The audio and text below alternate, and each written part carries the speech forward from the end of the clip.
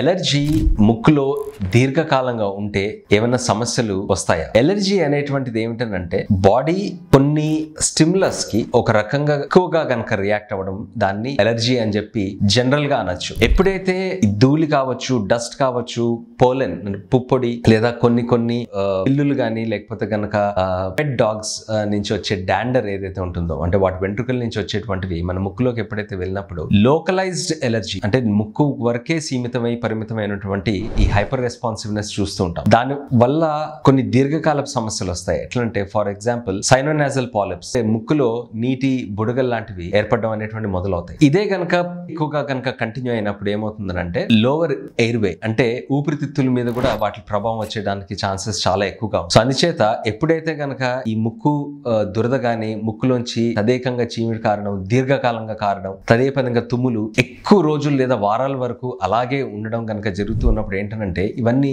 సూచనలు అన్నమాట. లోపల ముక్కులో ఎలర్జీ ఎక్కువగా ఉంది, పర్సిస్టెంట్ గా ఉంది అన్న దానికి నిదర్శనం. సో అట్లాంటప్పుడు ఏంటంటే ఇమ్మీడియట్ గా దానికి చెకప్ చేసుకొని దాన్ని నివారించే దిశగా మనం స్టెప్స్ తీసుకోవాల్సి ఉంటుంది. Thank you.